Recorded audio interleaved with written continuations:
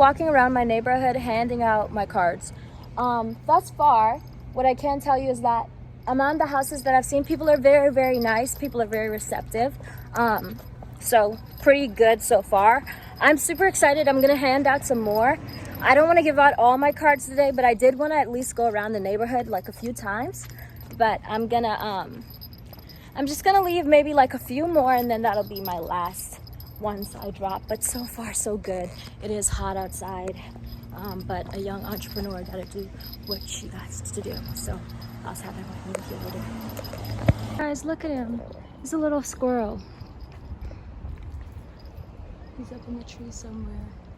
Look at him. Look at this neighborhood, guys. It's so beautiful. I've truly made a life and manifested the life that I wanted. I'm so happy I moved on. I wanted to live in between the city and kind of also like, I wanted to live in between the city and also, oh, I should go across to that house too and leave some cards. Oh my God. Oh, she's beautiful. Life is so beautiful. Life is so fruitful right now. I feel in my most beautiful, calmest state of life. And I see lots of plants, and you know I love plants. So seeing all the neighborhood and its plants is just filling my heart so warmly. But yeah, I just wanted to do another tap in. We're on the last block, and then we're going home. Guys, I am back. You can see I'm all sweaty. I just got back to my apartment. That was a good run, I think. Yeah, it was a pretty good run. I feel like it's hot. My brain won't think. I think it was a good run. I think that I hit a lot of houses and a lot of apartments also. So I should get some calls. But regardless, this is just the first day, you know. I didn't want to give out all my cards because I still have some other areas I want to hit that aren't here. But it will all happen on God's timing, so I'm in no rush. I love this elevator, by the way. It reminds me of Titanic so much. It's my fave. And yeah, so we're gonna go back inside, drink some water, try to advertise some more online. And yeah, I'm gonna turn the air on as soon as I get inside because baby, look at my chest. Okay. Hot. I should have took my keys out already.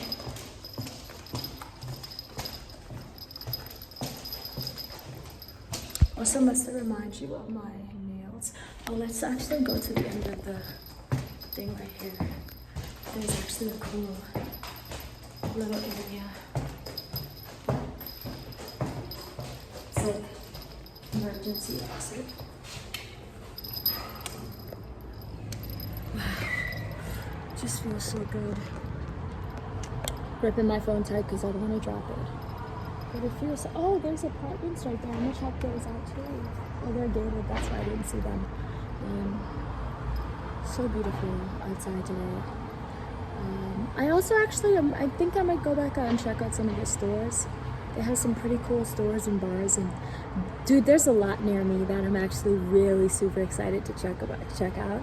I lived in downtown LA, so I had stuff near me, but it wasn't like spot on right near me, right outside my house for me to go walk to. Like I have a store, clothing store right outside. I also have corner stores right outside. I also have, which I had corner stores there too, but everything is a lot closer to my place, so it doesn't feel like I'm doing a lot. There's also bars and stuff that I can go check out, take my friends to, and I like it a lot. In the big houses on the hills and the neighborhood, you guys, I love that I'm in a neighborhood. I've always wanted to be in a neighborhood. That was the one thing that I was so focused on when I was planning to move, is just like actually having a neighborhood that I could be inside of.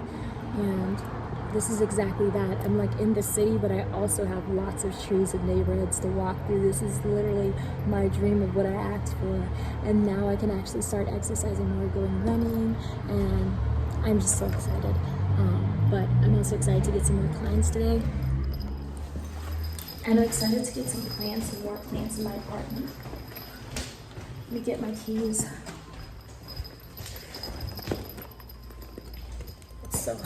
Both of these are my stoves, guys. Could you believe that? They brought in 2 stoves for me and none of them ended up working. So they had to give me a 3rd stove. And then my 3rd stove is the one that works. But okay, let's, oh gosh.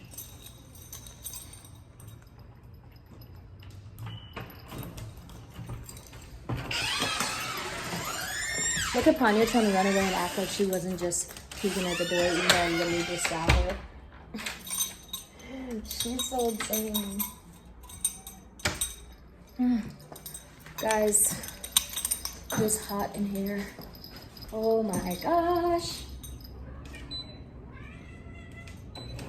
Now she wants to start yelling. What, Ponyo? What is your worries and issues for? Why must you make noise? Hopefully, take my shoes off. I wanted to get hot in here. Also, I think I'm gonna finish unpacking today. Setting stuff aside, that kind of thing. I have new cards coming on the way, but these are my old ones, guys. I can't show you the back because it obviously has my number, but these are my old cards. And I have them new and improved, so I'm gonna get those ones at Staples soon. As of right now, those are the ones. And I didn't take all, so look, I still have some here on the shelf. So I could have actually passed out some more, but I thought I was running low. I didn't really want to take all of them. I didn't really want to run low on anything.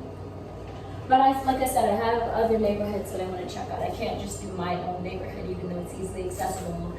I love that, but I can't just do mine. So I definitely have to do more neighborhoods and stuff. But yeah, and this is my little throw-on fit of the day. Twinkle. And yeah, and that's it, guys. Yeah, I do want to get some plants and line them up. There's a lot I want to still do. And I still have to fix my apartment up. There's a lot of things I need to unbox. And there's a lot of things I also want to put on my online Depop store, because when I was packing up to move here, it made me realize that I overindulged in buying clothes and I didn't need to. I have boxes and boxes of clothes. So my style is changing and is constantly changing. So there's a lot of things that I'm just like, why do I have it? I need to get rid of it. And I just need to put it online to sell. And so I'm working through that still. But yeah, going through my Depop. I'll add some more stuff online today. Also, if you guys want to check out my Depop, it's Ebony Star Closet with 2 R's. So go check that out. Also, thank you for watching this video. If you're new to this video, hi, I'm Julia Flower Belly, and I love to record, I love to film, I love to share my life as well with you all. So thank you for being here along with me on this journey, and this is just like a kind of come with me on a little journey work day. Nothing too serious, nothing too wild. I also did want to take some time out to read this book.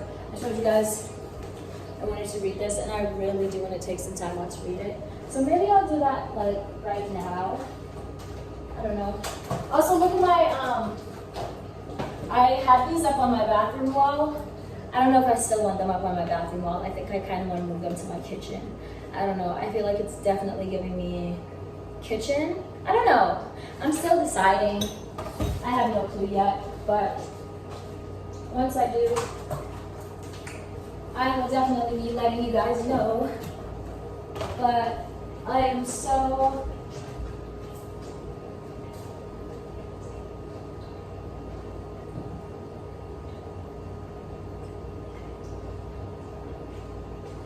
just gracious and beyond anything. Let me get my little tripod, put you guys on there. I have my other black tripod that I use, but this I've been using because it's new, so I just been using it more. And it's pink and cute, so.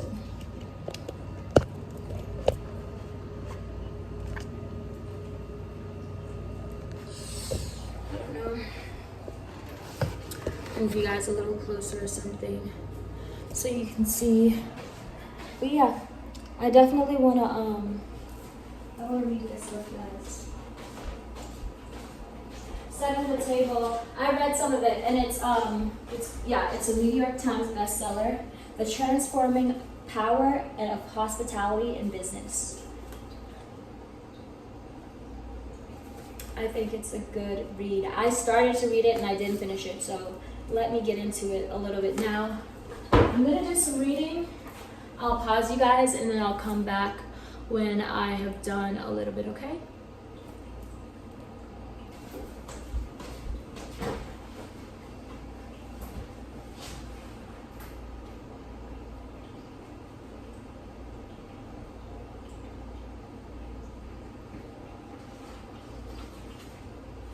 Or we can read the chapters together.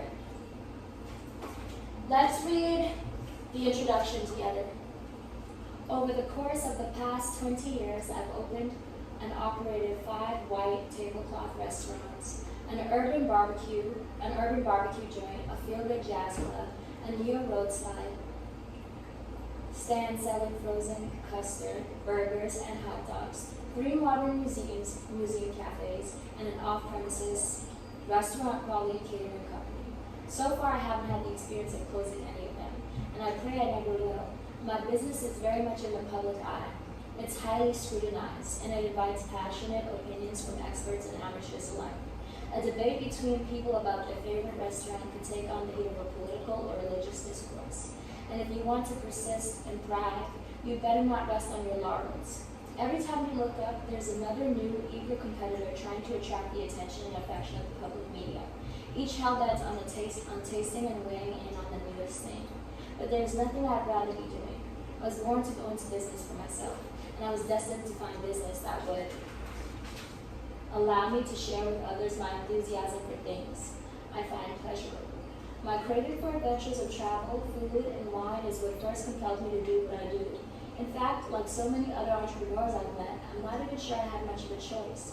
A career in the restaurant business is going to tap me on the shoulder even if I hadn't found it first. All these years, the delights of the table continue to stimulate me as I pursue my career. But what really challenges me to get up and go to work every day has also motivated me to write this book. It's my deep conviction about the intense human drive to provide and receive hospitality. Well beyond the world of restaurants, within the moments of being born, most babies find themselves receiving the first 4 gifts of life. Eye contact, a smile, a hug, and some food. We receive many gifts in a lifetime, but few can ever surpass those first 4. The first time may be the purest hospitality transaction we'll ever have, and it's not much of a surprise that we'll crave those gifts for the rest of our lives. I know I do. My appreciation of the power of hospitality and my desire to harness it have been the greatest contributors to whatever success my restaurants and businesses have had. I've learned how crucially important it is to put hospitality to work. First, for the people who work for me, and subsequently for all the other people and stakeholders who are in any way affected by our business.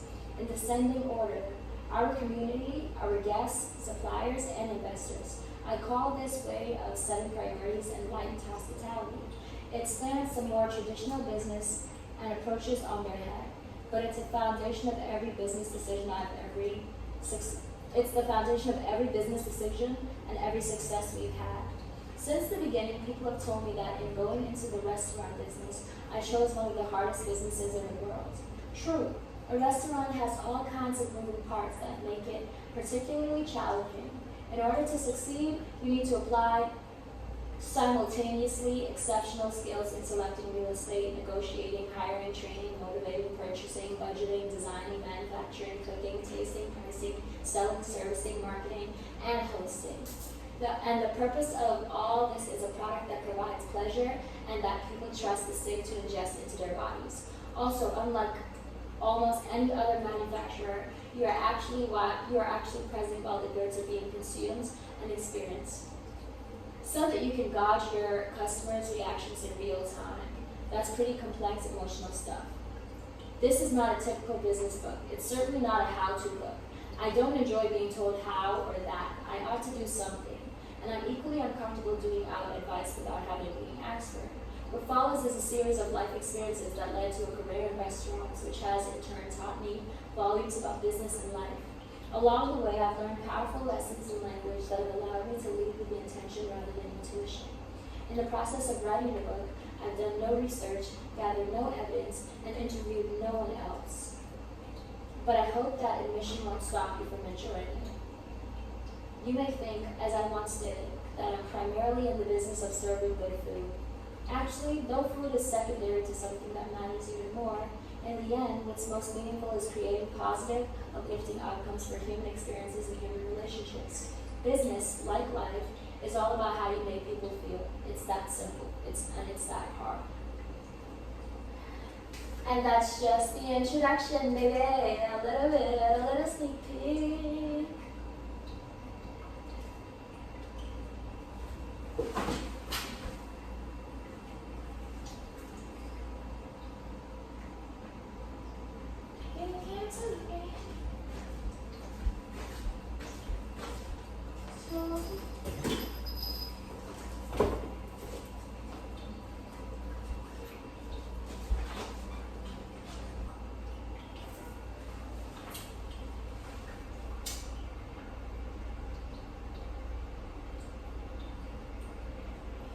Man, I just thank God. I just thank God every day.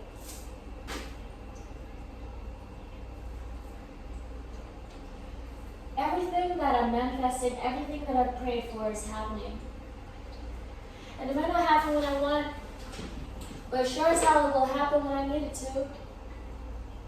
And I can only thank God each and every single day. I mean, sure, there's humans I could thank, don't get me wrong. I love. I'm so gracious for the humans that God put in my life, the angels that He set forth for me. I love them. I'm so grateful. I'm endlessly grateful for the friends, for the relationships. But when I say, without God, I would have nothing. I would have nothing.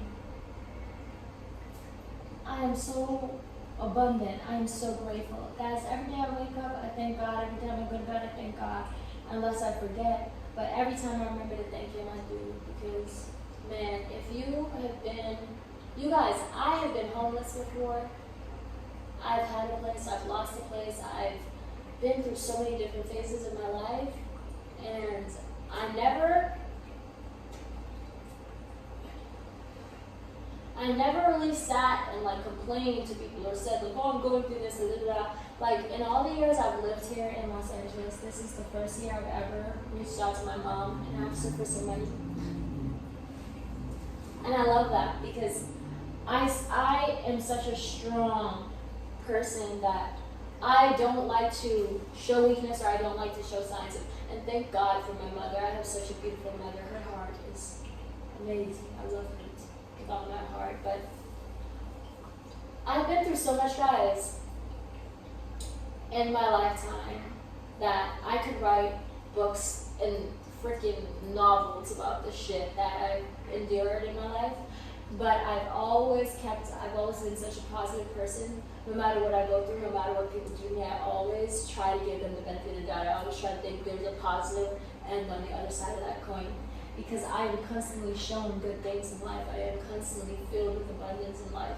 I am constantly, ever so alive. And when I say so alive, like everything, guys. I am so alive with life. I go through each of these motions and I actually sit with myself. I actually reflect. I think about my future all the time. I worry about my future every single day. I'm worried about my future. Every day I get my ass up and I take my ass out. Every day. Sometimes I score, sometimes I don't, but it never stops me. It keeps, if anything, whenever I don't score, it's time for me to go a little bit harder. Also, yeah, we're having a little sesh right now, I guess, because why not? But don't ever give up. That's all I need to say. Just don't ever give up. Keep God by your side. Work hard. Trust in yourself. Trust in your intuition. Deeply trust into your intuition. When you feel something's not right, something is not right. It doesn't matter what anyone tells you. It doesn't matter how you. It just matters that you feel what you feel. And if you feel what you feel, it matters. Okay? I'm not saying you have to be rude to anyone or go outwardly and freak out or da-da-da. But your feelings matter. How you feel matters. Trust in your mind. Trust in yourself that you can do whatever it is you want to do. And I'll just leave it there because I don't want to sound corny, you know? Forest Park, guys, there's so many beautiful plants that the neighbors have. The neighbors have lovely, amazing plants. I love that for them. It is beautiful. And the trees, some of them have like, well, it's not trees, obviously, if it's on there. I mean, it is a tree. Guys, you tell me what this is actually. I don't even want to argue. Is this a tree on the neighbor's backyard? Yeah, I didn't know you guys could see. I can't show you. Oh, I can't show you. Guys, they have these big plants on their balcony, like tree-sized plants, but not fully a tree, just kind of like taller than me, like that. I don't know what kind of trees they are. What are they? I want to know now. Should I scan it on Google? I want to know that tree right now. And we saw that squirrel earlier. That squirrel was the cutest thing.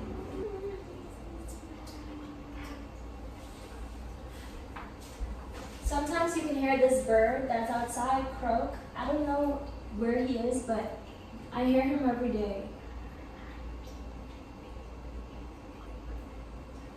And he just croaks. I've been seeing so many animals and I love it. Like I'm noticing it. Obvious. I feel like I see animals all the time because they're animals, so they're gonna be everywhere. But not every day do you kind of like notice it and realize. And I've been noticing pretty much every day a different animal, and I'm looking for them. Anywho, I've actually kept this video going for quite some time. I hope you guys enjoyed the book reading that we had, and I hope that we can. Actually, I want to do something where we. Oops. Okay, guys, ignore the way I just tore my room upside down. My friends are coming to get me. We're going to the beach. This is like my beach fit, I guess. Because I don't really know what else to wear, and I was trying to think, like, should I change my outfit? What should I put on? I don't know what else to put on besides what I have on. So that's just what we're going to wear, and that's what we're going to be like. So, My Little Pony. That's how I'm feeling. And I'm going to throw this on with my white Nikes, and then we're going to call it a day. I'll come back once I'm with them. Guys, now we're together and we're on the way to the beach. We're super, super excited! Okay. We're at the beach. And we're looking for somewhere to eat, please. Everyone's hungry. It's really hungry. Look at the freaking waves. Look up here. Oh, we could walk to the end of that thing.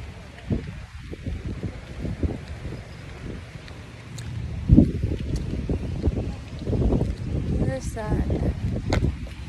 The Venice apartments. Very cool, very nice, very niche.